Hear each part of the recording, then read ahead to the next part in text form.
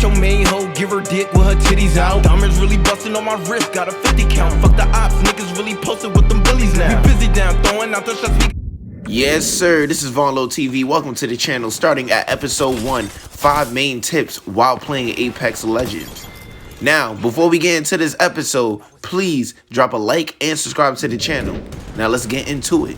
Keep in mind that all 5 of these points are opinionated on what I feel that you should do while playing Apex Legends. Starting at number 1, decisions.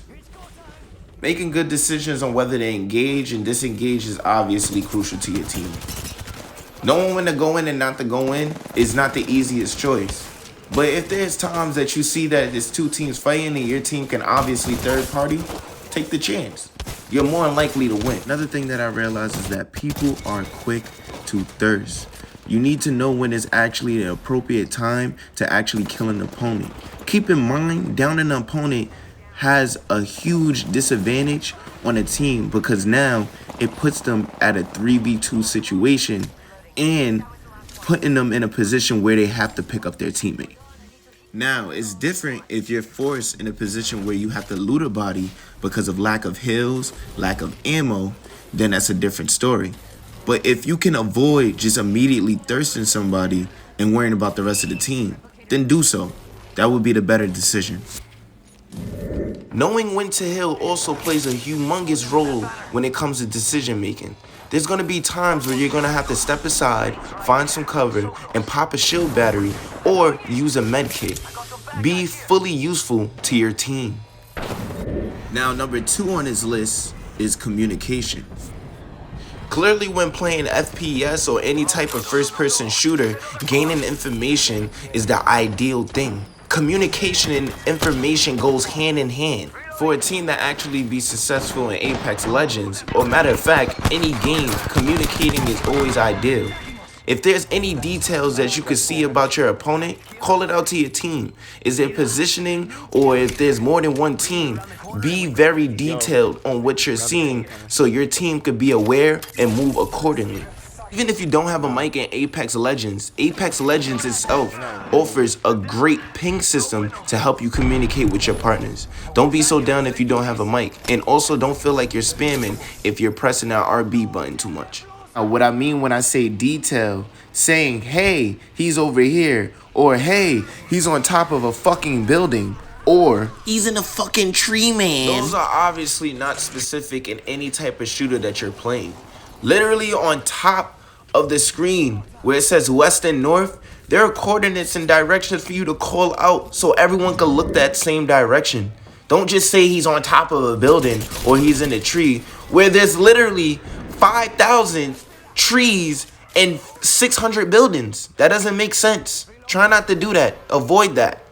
Now, number 3 on his list is loadout. Getting familiarized with all of the weapons is definitely necessary in any type of shooter that you're playing. If you're new to Apex, pick up every weapon to see what you're comfortable with. After finding the guns that you like, then find out what weapons complement the character or legend that you're playing. Finding out something like this obviously comes with the amount of time that you put into the game. But if you're someone that clearly plays Apex Legends a lot, then over time you will find out what works for you best. Me personally, I like to run a Spitfire with a R99 while using Caustic. Or another legend I'll play is Octane while running a Havoc with a turbocharger and using a Mastiff. Understanding these little details about any of these weapons would definitely put you at a higher advantage when you're playing this game. Keep that in mind. Now, going into number 4 on this list, awareness. Now, we already know playing any type of shooter, Call of Duty, anything that requires a gun, you have to be aware. You have to move with precaution and knowing when it's good to fight and when it's not good to fight. Obviously, if you're in the middle of the field, do not engage on another team who may have cover, where that's lack of awareness of what you're doing. Another thing that will help, if you're playing with a headset, try your best to listen out for footsteps. That definitely helps in this game a lot, where footsteps are very loud. There's not much I can tell you about being aware, because being aware comes with practice and playing the game. But don't get discouraged if you're dying in a situation where we learn from our losses. Last but not least on this list is movement. All shooters come with having great reflexes. Try your best to throw off your enemy by jumping around or moving around while shooting.